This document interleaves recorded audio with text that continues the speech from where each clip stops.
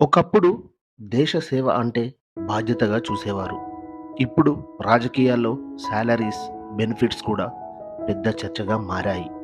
అసలు అప్పట్లో లీడర్స్‌కి ఎంత సాలరీ ఉండేది? స్వాతంత్రం వచ్చిన ప్రారంభ రోజుల్లో దేశ నిర్మాణమే ప్రధాన లక్ష్యం. అప్పటి లీడర్స్ చాలా సింపుల్ లైఫ్ స్టైల్‌లో ఉండేవారు. సాలరీస్ కూడా తక్కువే. ఫెసిలిటీస్ కూడా లిమిటెడ్‌గా ఉండేవి.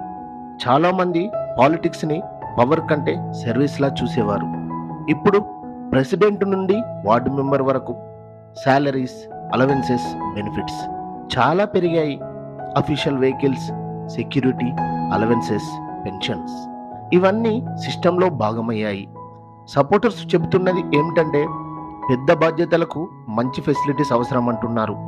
కానీ క్రిటిక్స్ మాత్రం ప్రజల సమస్యలు ఇంకా అలాగే ఉన్నప్పుడు రాజకీయ ఖర్చులు ఎందుకింత పెరుగుతున్నాయి అని ప్రశ్నిస్తున్నారు. భవిష్యత్తులో ట్రాన్స్పరెన్సీ ఇంకా పెరిగే ఛాన్స్ ఉంది. ప్రజలు కూడా leaders salaries and public spendings గురించి ఇంకా ఎక్కువగా ప్రశ్నించే అవకాశం ఉంది. ఎందుకంటే డెమోక్రసీలో చివరికి అకౌంటబిలిటీ చాలా ఇంపార్టెంట్. సాలరీ ఎంత ఉన్నా ప్రజలకు నిజంగా ఉపయోగపడే లీడర్షిప్ ఉంటేనే దానికి విలువ ఉంటుంది.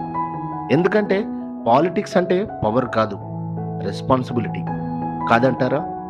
ఇలాంటి మరెన్నో వీడియోస్ కోసం నా ఛానల్ని ఫాలో అవ్వండి, లైక్ అండ్ షేర్ కూడా చేయండి. Thank you.